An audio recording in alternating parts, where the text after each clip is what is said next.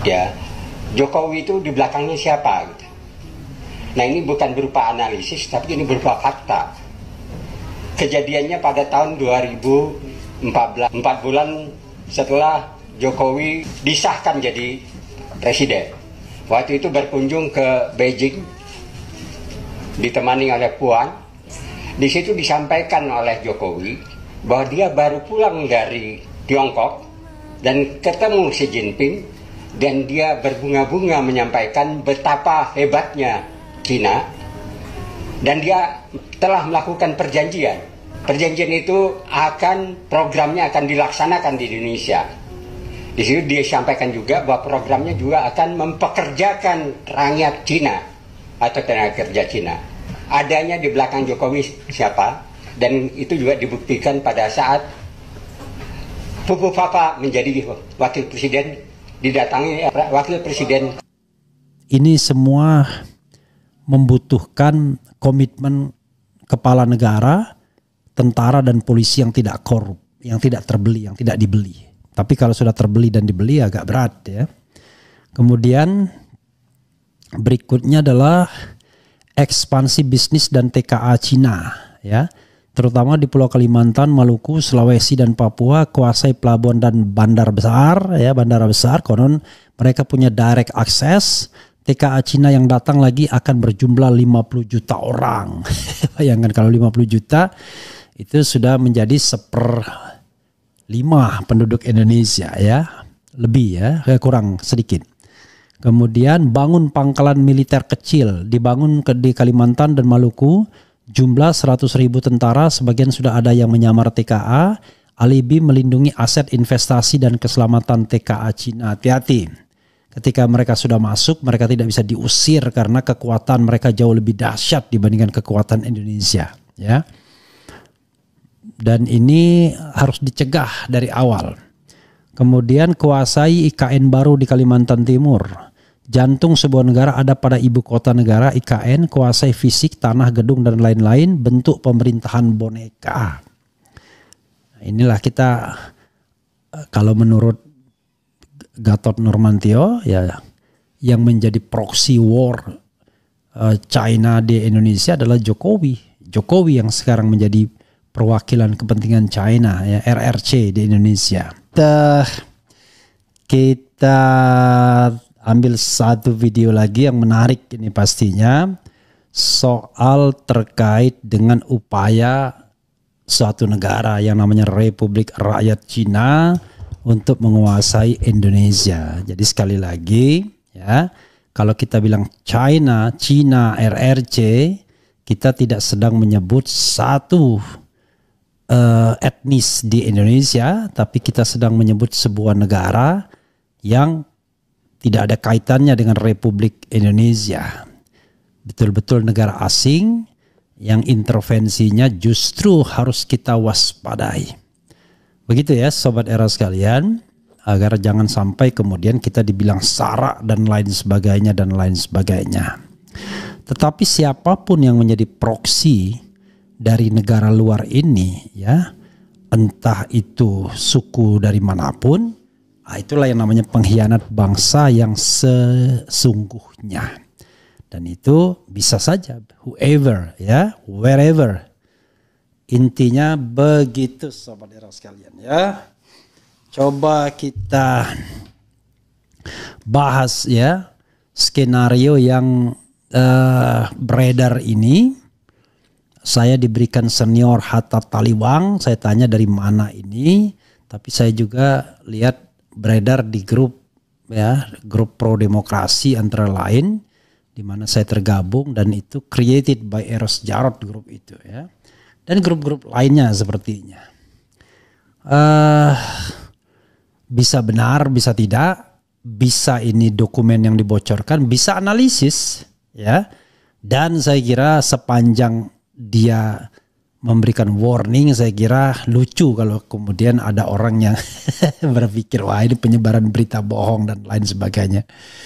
Siapa pula yang dirugikan? Justru kita ingin warning. Kalau benar kita sudah sampaikan, kalau tidak benar ya hitung-hitung sebagai bagian dari proses untuk kita mawas diri ya. Begitu saudara sekalian. Oh ya, minimal ya, belum ada katanya, belum ada aktivis yang dipenjarakan atau dipersoalkan. Wah, itu dianggap sebagai prestasi hebatnya katakanlah Presiden Prabowo. Aneh sekali kalau itu dikatakan sebagai prestasi hebat. Dia biasa aja. Itu yang harusnya dilakukan seharusnya ya. Masa itu menjadi prestasi? Prestasi kan adalah doing something. Tapi kalau doing nothing, itu bukan, walaupun things itu adalah yang namanya bad thing, tetapi bukan berarti kemudian itu prestasi. Itu adalah kewajiban seharusnya ya. Jadi yang positif itu kalau doing something. Tapi kalau doing nothing, itu sesuatu yang buruk misalnya kita tidak kerjakan, ya bukan berarti kemudian pemerintahan sudah berhasil, tetapi pemerintahan tersebut paling tidak minus kan begitu. Tapi bilang plus ya enggak lah ya. PDIP pemecatan Ubedillah adalah upaya pembungkaman KKN Jokowi. Kalau seandainya 2 tahun yang lalu beda suaranya pasti. Ini ada lagi ya, Abraham Samar, saya Didu hingga Roy Suryo sambangi KPK laporkan. Sayang saya nggak ikut ya. Oke lah, nanti saya involve lagi ya. Jangan sampai kemudian orang menganggap tidak ada keperhatian lagi, sayang. No ya, karena kemarin sempat sakit dan kemudian tidak involve dengan teman-teman karena kebetulan memang kondisi badan ya. Oke, coba kita bacakan atau kita lihat ya apa yang disampaikan Hatta Taliwang yang kemudian juga beredar di grup ini. Saya sudah mengatakan siapa yang buat, tetapi mungkin perlu apa kita mengatakan yang terbuat. Jadi gini, ini skenario RRC di Indonesia terlaksana jika rezim pro RRC menang lagi dalam Pilpres 2024 dan 2029. Pertanyaannya, apakah Prabowo rezim yang pro RRC? Dan not Prabowo himself, tapi rezim ya, rezim. Oke.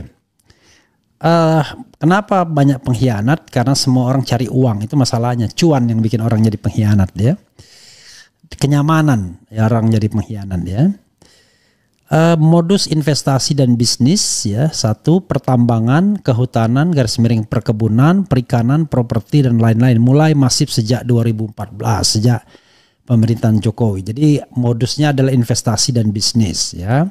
Kemudian melakukan mengkondisikan domestik. Yang kedua, suap penguasa pusat dan daerah, kendalikan aparat keamanan ya, buat regulasi baru, rangkul taipan etnis China, bentuk buzzer dan media pro RRC. Ini sudah dilakukan semua ini.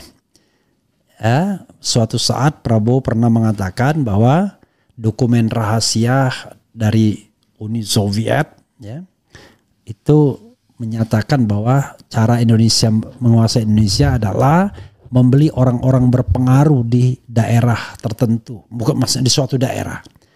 Jadi dia lihat tokoh-tokoh kuncinya siapa di daerah tersebut. Ya tokoh kuncinya mudah sekali. Tokoh kuncinya itu polisi, tentara, dan kepala daerahnya, itulah tokoh kuncinya yang berkuasa. Jadi kalau itu sudah dibeli semua, agak berat ya kita ya. Wah, tidak terbeli. Aduh, Allahu Akbar ya. Kalau kehidupan aparat-aparat itu mewah, punya harta yang di luar profil penghasilannya, dari mana duitnya bro? Kalau nggak main sana main sini ya. Kemudian ketiga adalah mendatangkan TKA Cina. Ini sudah juga dilakukan. Dilakukan secara bertahap, disertakan dalam modus turis, sisipkan tenaga paramiliter, diberi EKTP Indonesia, menikahi warga lokal. Ngeri ya. Ini yang ketiga tahapnya. Kemudian tahap keempat, perkuat. Jadi itu sudah dilakukan ya. Kita lihat yang namanya TKA Cina setiap saat datang ya. Kemudian ada yang turis, ada yang TKA betul. Kemudian bahkan pernah dikatakan oleh seorang legend ya yang sekarang masuk tim Prabowo, entah sudah sadar atau enggak dia, bahwa masih sadar atau enggak ya, Yayat Supriyat Yayat ya. Jadi Letjen Yayat ya mengatakan bahwa yang namanya TKA Cina itu adalah mereka yang warga terlatih dari suku Han, kata dia ya, pernah ngomong begitu ya. Kemudian menikahi warga lokal ya, dengan cuan yang ada warga lokal pasti kepincut ya. Apalagi kalau dia bawaan paramiliter misalnya ya, badan sehat, besar ya, kuat. Kemudian perkuat area investasi, membangun kawasan eksklusif ya, regulasi dan aturan tersendiri, mempersiapkan senjata dan amunisi. Coba lihat di daerah pedalaman di daerah Sulawesi sana ya, di daerah kemarin yang pernah ribut misalnya, di daerah area tambang nikel dan lain sebagainya yang gosip-gosipnya sudah seperti apa ya, daerah mandiri walaupun di tengah hutan tapi ada semua kebutuhan mereka. Itu juga perlu diwaspadai ya. Gitu. Dan bahkan ada pelabuhan sendiri ya.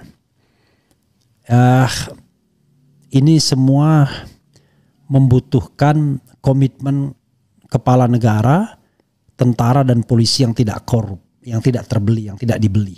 Tapi kalau sudah terbeli dan dibeli agak berat ya. Kemudian berikutnya adalah ekspansi bisnis dan TKA Cina ya. Terutama di Pulau Kalimantan, Maluku, Sulawesi dan Papua kuasai pelabuhan dan bandar besar ya, bandara besar. Konon mereka punya direct access. TKA Cina yang datang lagi akan berjumlah 50 juta orang. Bayangkan kalau 50 juta itu sudah menjadi 1/5 penduduk Indonesia ya, lebih ya, kurang sedikit. Kemudian bangun pangkalan militer kecil, dibangun di Kalimantan dan Maluku, jumlah 100.000 tentara, sebagian sudah ada yang menyamar TKA, alibi melindungi aset investasi dan keselamatan TKA Cina. Hati-hati, ketika mereka sudah masuk, mereka tidak bisa diusir karena kekuatan mereka jauh lebih dahsyat dibandingkan kekuatan Indonesia ya. Dan ini harus dicegah dari awal. Kemudian kuasai IKN baru di Kalimantan Timur. Jantung sebuah negara ada pada ibu kota negara, IKN, kuasai fisik, tanah, gedung, dan lain-lain, bentuk pemerintahan boneka. Inilah kita, kalau menurut Gatot Nurmantio, ya, yang menjadi proxy war China di Indonesia adalah Jokowi. Jokowi yang sekarang menjadi perwakilan kepentingan China, ya, RRC di Indonesia. Kemudian aksi soft aggression, kunci akses strategis negara, ekonomi, politik, dan pertahanan. Amandemen Undang-Undang Dasar yang berhaluan pro RRC. Ya, kita tidak tahu bagaimana itu ya. Kemudian apakah isu kembali pada Undang-Undang Dasar 1945 itu justru isu yang akan menguntungkan RRC? Ini yang menarik karena mudah sekali dia menguasai seorang presiden hanya dengan membayar anggota MPR misalnya. Kemudian RRC kuasai penuh Indonesia menjadi koloni tanpa perlu perang, memberlakukan sistem seperti di Tibet dan Uyghur, mendatangkan lagi ratusan juta warga RRC ya, dengan jumlah penduduk 1,5 miliar lebih. Maka kalau diekspor 300 juta pun nggak ada masalah. Dan jangan lupa saudara sekalian, etnis Cina ya, etnis Tionghoa ya, itu adalah etnis terbesar di dunia ini. Nah, mudah-mudahan mereka cinta Indonesia ya, mereka kemudian tidak menjadi agen komprador pihak asing ya. Karena bagaimanapun kendati mereka berasal dari negara tersebut ya, nenek moyangnya negara tersebut, tetapi mereka adalah orang Indonesia, warga negara Indonesia, dan harusnya cinta Indonesia ya, bukan cinta negara lain. Itu sobat era sekalian yang beredar di masyarakat ya. Ngeri kalau itu terjadi. Jangan sampai kemudian tiba-tiba kita wake up, kita bangun tidur ternyata kanan kiri kita sudah dikuasai oleh RRC dan kita menjadi minoritas di negara sendiri. Oh, nggak mungkin karena jumlah kita ratusan juta. Iya, ratusan juta tapi tersebar kan. Cukup mereka melakukan pengepungan daerah-daerah yang strategis dari sisi bisnis. Jakarta ya, Jabodetabek lah, kemudian IKN dan lain sebagainya, maka kita akan terisolasi dan kemudian kita akan lari ke pinggiran-pinggiran yang bukan merupakan pusat ekonomi dan tidak akan dikembangkan, kan itu soalnya. Maka ada enclave, ada daerah-daerah baru seperti Singapura yang aksesnya sudah ke laut lepas. Jadi kalau seandainya ada orang yang mengatakan kita ingin bersaing dengan Singapura dan lain sebagainya, saya mengatakan bahaya. Kenapa? Karena yang diajak bersaing adalah orang-orang yang mampu, orang-orang yang punya akses kekuasaan, orang-orang yang punya akses dengan pihak luar. Intinya adalah ngajak berlari, berkompetisi dengan Singapura, dengan meninggalkan orang-orang kebanyakan manusia Indonesia, dan kemudian hanya segelintir orang yang kemudian akan menikmati fasilitas seperti Singapura tersebut. Masuk pun susah sudah nantinya. Karena kawasan itu menjadi eksklusif, ya, langsung dilepas pantai, orang punya mungkin punya perahu-perahu atau kapal-kapal mewah dan langsung tertambat di tempat masing-masing. Coba bayangkan, dia tidak membutuhkan area Indonesia lainnya. Cukup area itu saja, mereka pagari agar tidak bercampur dengan masyarakat Indonesia yang miskin, kemudian aksesnya ke internasional. Jadi kalau itu yang dilakukan, na'udzubillah min zalik ya. Jadi mereka yang berpikir tentang itu ya, menjadikan daerah tertentu seperti Singapura dan lain sebagainya, pastilah mereka yang tidak berpikir mengenai rakyat Indonesia kebanyakan, tetapi hanya segelintir orang yang akan dieksklusifkan hidupnya. Itu saudara sekalian ya. Coba kita bacakan komentar sobat era sekalian. Isu-isu seperti ini sudah sering kita dengar ya. Apakah benar? Benar tidaknya itu ada dua hal. Apakah memang ini dokumen rahasia, dan rasanya agak berat kalau mengatakan dokumen rahasia, dari mana bocornya. Yang kedua, apakah ini analisis? Bisa jadi. Nah, kalau analisis ini tentu didasarkan pada apa yang terjadi dan berkembang. Dan sudah terjadi, it happened. Investasi bisnis. Dulu kita nggak percaya. Yang namanya TKI masuk, TKC masuk, tenaga kerja Cina masuk. Tapi ternyata dengan mata kepala sendiri kita bisa melihat mereka datang setiap saat dan bahkan di mana-mana. Jadi kalau masih membantah bahwa nggak benar ada TKA Cina masuk dan lain sebagainya, maka yang membantah itu ada dua kemungkinan, tidak tahu atau menjadi bagian dari konspirasi itu. Jadi tidak juga mereka betul-betul ingin menjual negara, cuma mencari cuan jangka pendek saja, terutama penguasa-penguasa lokal, kemudian juga penegak-penegak atau aparat-aparat keamanan dan pertahanan. Itu persoalannya. Ya, yang biasanya disuplai, dibikinkan kantor, disuplai setiap bulan dan lain sebagainya. Ya, coba dicek daerah Morowali itu ya, apakah sudah menjadi daerah RRC ataukah masih bagian dari Republik Rakyat Indonesia. Karena banyak sekali juga penguasa-penguasa tambang lokalnya yang menjadi komprador, mengambil keuntungan, bermain politik di sini, tetapi sesungguhnya dia hanya proksi, hanya anak buah dari taipan-taipan dari RRC. Coba lihat rapat dengar pendapat ya beberapa waktu lalu. Semuanya orang Republik Rakyat Cina yang menjadi direktur utama perusahaan-perusahaan tambang itu. Pernah lihat anunya? Kalau sempat coba dicari dan kemudian di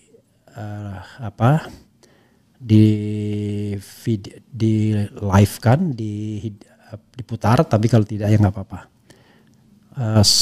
Yang rapat dengar pendapat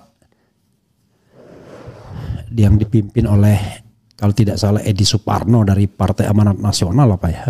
Atau oleh siapa ya, lupa saya. Oke. Ya. Semuanya di rootnya RRC semua ya. Kalau ada nanti dikasih kasih tanda ya. Kebaikan akan membawa perdamaian. Ngarang. Atau 59 ngarang. Ini sebagian sudah terjadi bro ya. Berapa nilai yang Refli Harun berikan untuk 100 hari Wowo yang bahkan untuk menangkap aguan pemilik pagar laut saja Wowo takut.